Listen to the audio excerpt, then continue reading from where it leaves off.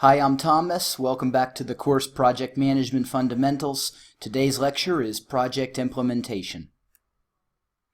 Today we'll cover 4 topics: managing issues, managing people, managing the supply chain, and finally managing internal controls. Let's start by looking at the concept of collaborative issue management. The idea here is that issue management is something everybody on the project management team is involved in.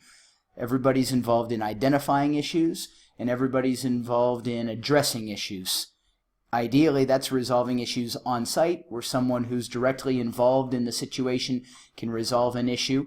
That isn't always possible, and when it isn't, then the issue should be escalated up to the project manager, and the project manager can begin the issue management process from there.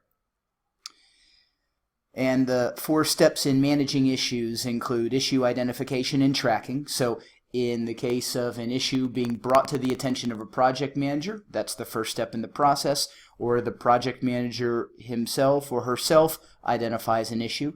That's where we begin.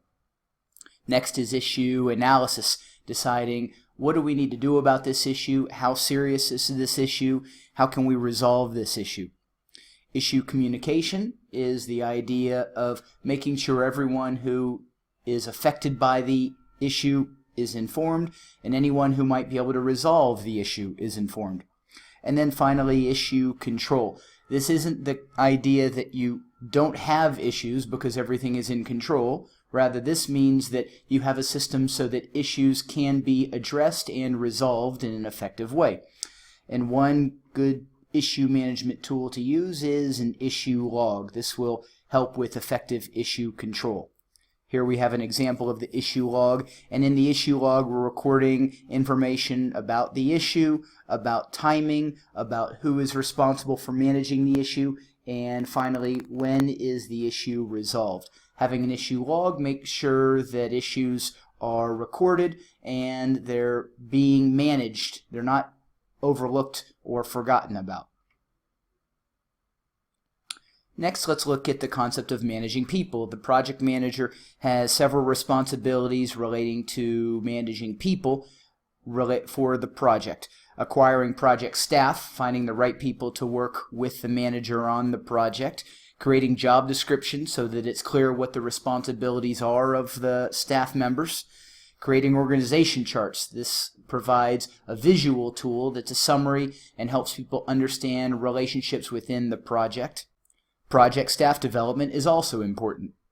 It's important to have qualified people joining the project, but that doesn't mean that they have all of the skills they will need to effectively work on the project team.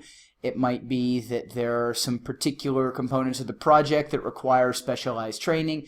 It also might be simply as a part of a project. Some projects go on for a long period of time. As a part of the project, there's a component of training to make sure that the project team's skills are continually developed and match the needs of the project. Performance assessments are also important so that the project manager is actively thinking about the performance of the team members. Are they performing as they were expected to perform? Is their performance meeting the needs of the project? And are there any changes that need to be made? If so, the project manager needs to address those situations directly with the individual team members of the project management team. And finally, establishing communication norms. What is the communication process among the team members of the project and within the larger stakeholder community? And various tools are available for stakeholder communications, not only communicating with the project management team, but communicating with all interested parties in the project. Status reports and meetings are typical ongoing kinds of communications tools. For unusual or unexpected events, an event-driven communication, such as a report explaining something that has happened or a significant change in the project. Critical issues sessions also relate to perhaps an unexpected event that requires a meeting of the team and maybe other stakeholders. And training schedules during the project, opportunities for training for project team staff as well as for other stakeholders, perhaps members of the community. and rollout schedules. Rollout schedules describe the timing and processes involved in particular components of the project. A helpful tool for stakeholder management, not only for members of the project management team, but for the larger stakeholder community, is a RACI matrix. A RACI matrix has 4 columns that answer 4 questions for each of the important activities of the project. Who is responsible? This addresses task performance, who's doing the particular task. Who is accountable? Answering the question, where does the approval come from for this particular task? Who is consulted? Who should be involved in input regarding the task, the timing, the details? And finally, who is informed? Who needs to know about the information relating to the task? They're not necessarily performing the task or giving input to the task, but the task affects them and they should be informed of that activity. Now we're looking at the supply chain. One component of managing the supply chain is procurement. Procurement planning, determining what the project is going to need as far as purchased resources is concerned. Who will provide those resources is identification of providers. Some simple procurement processes require estimates which are focused on price in order to determine who the best supplier is for the particular need for the project. And in more complex situations where other terms beyond price are important, proposals will be requested from providers. And estimates and proposals can then be evaluated for selection of one provider. The team can negotiate with that provider, and then an agreed term sheet can be created and the procurement contract can be awarded to one particular party. Another component of supply chain is logistics. Logistics includes inventory management. Inventory levels need to be connected to project needs. Not too much inventory because that's an inefficient use of resources. Not too little inventory, that would be ineffective project management. And a component of knowing the right level of inventory is having a minimum stock on hand. It takes time to order inventory, to transport inventory, and so it's important to have a minimum level of inventory on hand. You know your reorder point so that between the time you place an order and the time you receive new inventory, you don't run out of inventory on site. And warehousing is another consideration of inventory management. Knowing where you're going to keep your inventory, knowing that you can access your inventory when you need it, and knowing that the inventory is warehoused in a secure location. Another component of logistics is materials transport, ensuring that you receive materials on a timely basis, and also ensuring that the transport used is cost effective. Development projects often occur in areas that aren't easy to get to, and transport can be a significant cost of purchased materials, so ensuring that cost of transport is effective is an important component of logistics. And the final component of supply chain management is assets. When we use the term assets, we're referring to purchases by the project that have a particular dollar value floor and have a particular minimum life. These concepts relate to accounting, and this isn't an accounting focused topic right now, but as a simple comparison, a pen is a low-cost item that doesn't last for a very long time.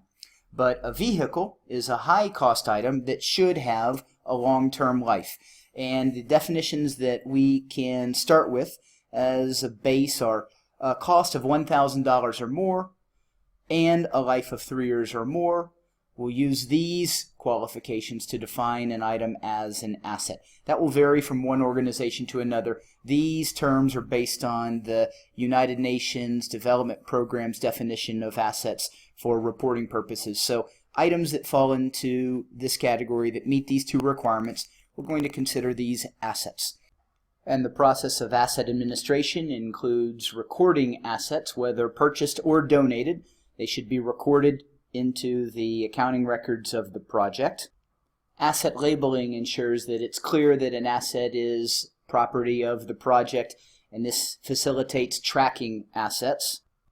Asset monitoring is an occasional process to ensure that the project records match the physical assets that are on hand, and if there are any differences, those can be investigated. Safeguarding assets is the process of ensuring that assets aren't damaged or destroyed, misplaced, or stolen. And finally, asset disposal relates to managing the process of selling off assets, ensuring that a fair price is received for any assets that are sold, or if assets are going to be donated, that there's been a process to approve that decision. And finally, we'll take a look at managing internal controls. Internal controls are procedures in place for the project to ensure that operations are effective, that they achieve the desired result, as well as efficient, that they're done with a reasonable use of resources, particularly manpower and money. Secondly, internal controls ensure reliability of project outcomes. If there isn't a control system in place to make sure that processes are consistent and are monitored and have a basis for performance, then the project outcome isn't going to be assured. Third, compliance with laws and regulations. Internal controls ensure that any compliance relating to the activities of the project as it relates to regulation of the country where the project is taking place, or international regulation in some cases, that compliance is in place. Another need for internal controls is the protection of assets, both physical assets such as vehicles and computers, as well as intangible assets, which are intellectual property. And finally, effective internal controls help to reduce the risk of fraud and corruption in a project. I'll post a checklist of internal controls to the website. You can download that checklist and have an idea of what are good internal controls in various areas of the project. And we'll also use that checklist when we meet in class to continue with our project management scenarios. When we meet, you'll continue to work with the scenarios that you've been working with and apply these new concepts to ensure you're developing your skills in real-world project management. I look forward to seeing you then.